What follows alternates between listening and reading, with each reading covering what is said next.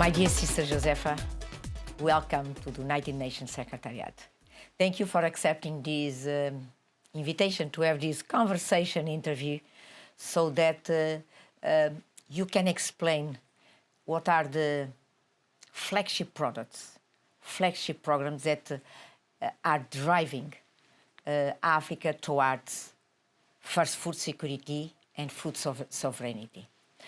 You know, my dear sister Josefa, that Africa has a growing middle class. A growing middle class means, at the end of the day, a possibility for scale and market, which means a possibility for industrialization, which means a possibility for agro-industrialization, which is one of the most important pillars when building Africa's food sovereignty. I have three questions, and allow me to start with the first one. How did Africa articulate its responses to the recent food crisis triggered by the following factors: COVID-19, climate change, and Ukraine-Russia war? Thank you very much, Cristina, for inviting me to have this conversation. I think it's very important that we should share what Africa is doing in terms of this important program, which is food security. What are we doing with these three shocks? Let me say two shocks, because we want to drive more on the shock we had on the pandemic on 2020, because climate change has been there. We've been going from one COP to another, saying that we need to put agriculture, table agriculture, because it's one of the sectors highly affected, because the nature of our production is rain-fed. So we depend on the variability of the weather, we depend on the probability, all these issues that we need to look, and we used to pass all throughout all these issues of the climate change. So climate change has been there. Conflict it's another driver of this food insecurity on the continent. Conflict has been there, and climate change has been there. Now we came out with the pandemic. So during the pandemic, we already had about 263 million people with acute hunger. And those 263 million people, we're trying to find solutions, how we can transform, how we can change the narrative of, producing our agriculture, transforming our agriculture sector. So with the pandemic, that really was a call for action. Because what's a lesson learned for me, we say that a continent with 60% or more of arable land, with all the rivers, we have rivers, lakes, 68, rivers, basin rivers we have in sub-Saharan Africa. So with all this potentiality, and when we look at the youth, this is where we have the youngest, youth population in the region, in the planet. So globally, so we need to see that we should transform this value, these comparative advantages comparing to other regions globally, and start to boost. First of all, we are dependent. Africa has 38 countries. We are net importer of food. So during the COVID, the market mostly in rice. We import a lot of rice. We have a bill of $45 billion every year, $1 billion every year on food import on the continent. So my vision as an agronomist, as an African leader on the African Union in this important department, is really to reduce the investment that we are doing, the import bill for the continent, and bring it here, and then your introduction, when you say that we have the growing middle class population on the continent. We are talking about industrialization. We are talking about not sacrificing our children to the Mediterranean to go and die. We have the continent has the most unemployed youth, jobless people globally. So all this, with this sector that can really boost, if we come and we invest, we can really boost the agro transformation or agro industry on our continent. I think we are creating jobs, we are improving, we are reducing poverty, and then we are also going to reduce anger on the continent. So it's very important. That is why we said, okay, with this one, during the COVID pandemic, we wanted to import rice in our traditional market with Asia. We couldn't because they too banned the exports because they wanted to create, to have their food reserves, and Africa did not have food reserves. So this one is a clarion for us, to call for starting producing, for starting to have a food reserve, for starting to have food sovereignty. So to us today, food sovereignty is not is not just a mere word, but it is a must if we want to change our narrative on how to do things and get ourselves to really look what is direction we are going. Then we have what came out as the conflict of Russia and Ukraine. So it's, to me, and I will quote from President Kagame that says that how can a country with 44 million people try to feed 1.4 billion people, a continent of 1.4 billion people? Because 30% of the cereals that we consume, even the oil, the oil that we consume comes from Ukraine. So why can't we produce it? So during this war, we are feeling the impact. When we look at Russia, most of our fertilizers is the Russian market, although we also import grains and cereals from Russia. So what I'm saying, these two countries are very important to, for us to, to from a food import. security standpoint. Exactly. They are very important. But now we say, okay, we have had COVID. Now we have this shock. How can you get resilience? And then when you look at our common position of the Food System Summit common position, resilience is really a core action that we want, because these shocks are coming and coming and coming. Because I don't want to talk about the other angle of the environment, but we know that we have been appealing to our partners because we are not an industrialized continent. Our part of responsibility of emission is less than 4%.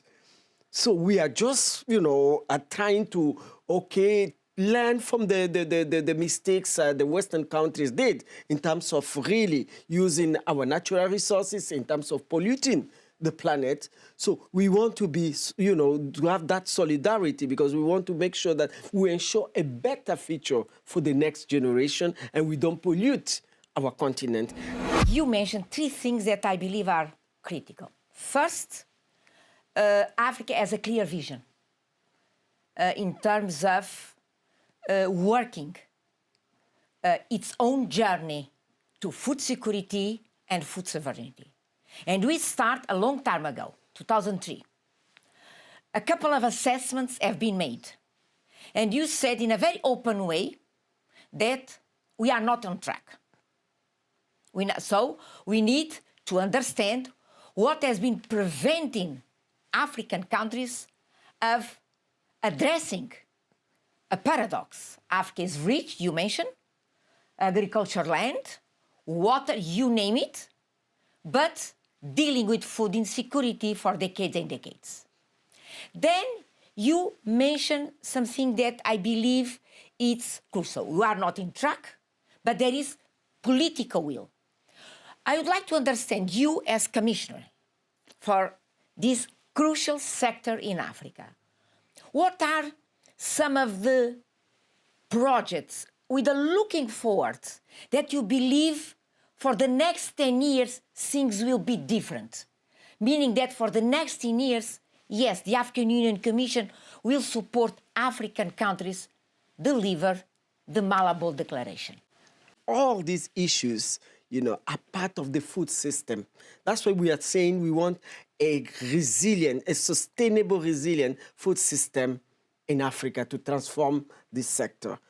And unless we do it, we will not achieve our objectives. So all these are big programs. Like, first of all, we need to start from the production side. When we look at the production side, due to lack of infrastructure, rural economy should be, rural transformation should be one of the core, because most of the food we eat comes from the rural areas. Do they have roads? Do they have so that's where we have the post-harvest loss. 30% of what we produce, our farmer produce, gets lost because of lack of storage facilities, lack of roads. Nobody, no private sector will take his car to go to bad road and go and spoil his car, to go and collect food to come and sell in the city, in the urban area. So all these type of transformation should be, together. It has to be an integrated approach of looking at things. That's why I say rural development, it's very important. Bringing school, bringing hospital, bringing life to the rural settlement so that those families continue to stay there instead of them to come and migrate to Europe or come, to the city. I'm not saying they should not come to the city, but I went to India. I went to China, and I went to share knowledge. How do they arrive to end hunger in their countries and poverty, anger and poverty? And it was because those villages were transformed, as a city. They continue doing the agriculture, but you have everything. Civil service. Exactly. You have service. Social service, public goods, everything. So once we start thinking the way Chinese are thinking, those communities, they will live where they are. Look at Europe. When you live, let me just talk about our Portugal. When you live in Lisbon, you don't, when you live, in Porto, or Coimbra, you don't envy somebody that is living in Lisbon because you have all the social service there. Everything is there. Those are the type of mindset we have to start if we want to involve the youth in agriculture. We should make this sector attractive, not a poor man's sector, because agriculture is a business. Yes. It's a business. So we need to really look. So that's what I'm saying. From these two shocks or three, where climate change is still there. So what project, you ask me, that can really revamp, or transform the social economy, of the continent, mostly on the rural area? What I will say is that we need our food sovereignty. And the food sovereignty goes through having the agro-parks and stopping importing foods. So what we did, we have an initiative which was approved by our STC. The STC is this Specialized Technical Committee, which is a ministerial council of African ministers of agriculture, water, all this. So we presented this initiative, and the initiative, just to explain very briefly, is that we should look at the advantages, of ecologic advantages of each region of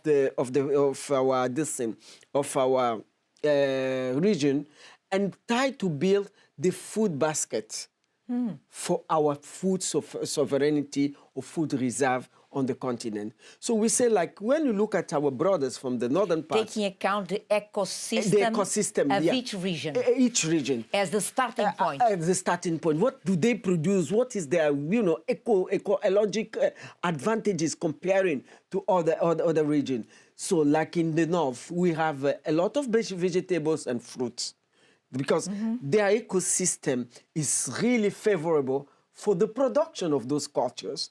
So let them be the hub to, instead of us to go and buy orange or something. So you identify 5 agro-parks? Agro-parks, yeah, regional, because... five regional agro-parks. The first one in the northern region, we are saying they can trade, they can exchange, but taking also into advantage the CFTFTA. Yes, the Continental Free Trade Area. So it's there. So what is the program that to implement in our sector agriculture, we say is the agro-park. The Common African Agro-Park should be the flagship program, and we presented it during our summit. We had a side event, and the member states are asking us so that the CAP, the agro-park, should be the flagship program of our the second 10 years action plan in the implementation of Agenda 2063. Under your leadership, my dear sister Josefa, your team and yourself, you create or you identify 5 agro-ecosystems in Africa. Absolutely, absolutely. Basically, you are going to use these 5 agro-ecosystems in Africa to work a sort of specialization. Exactly. And then you apply the continental free trade area to make sure that what the agro-ecosystem produces, for example, in the northern part of the continent, the goods can flow without any barrier to the rest of the continent. Under that ecosystem. So at the same time, you bet on specialization, but you are also betting on a single market. A single market, that's right. That's to right. unleash food systems potential. Exactly, exactly. And you believe that these agro-parks, I hope I'm using the correct name, these agro-parks might be the game changer for the next 10 years. Of course. Maybe the piece that was missing in the previous 10 years, this is the reason that we are realizing that we'll be out of track in terms of delivery. I think so, because the agro-park have a lot of potential. We are still doing the viability study. We've been well assisted by the Afrexim Bank. The Afrexim Bank is part of a steering committee, because we set a steering committee which is made up of African Union, the Afrexim Bank. We have the Afrexim Bank and Ouda NEPAD. We all work together in order to see how will this agro-park will work better. And we also have the IFCFTA.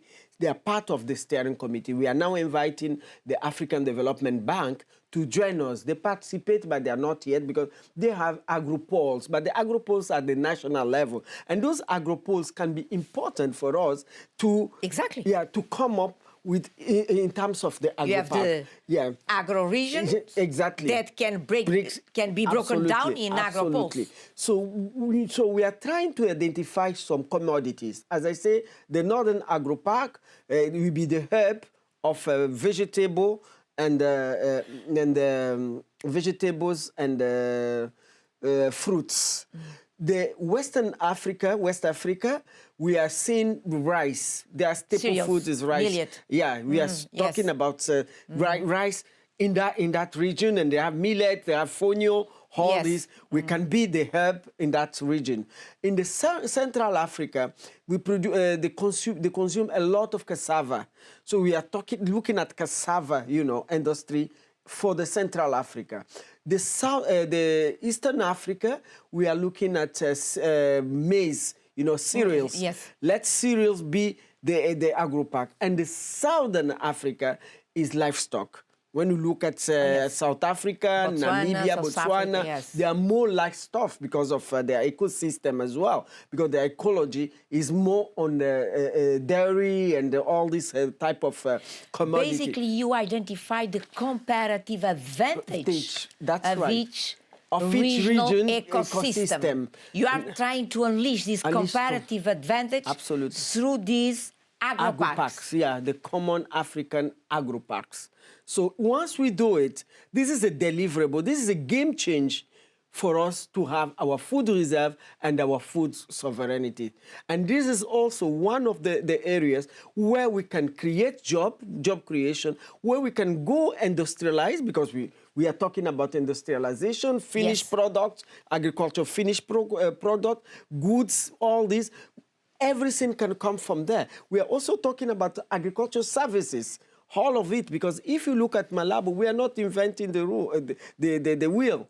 The wheel exists because when you look at the CADEP flagship program, under commitment number 5 is tripling intra-African trade Yes. by 30% by 2030.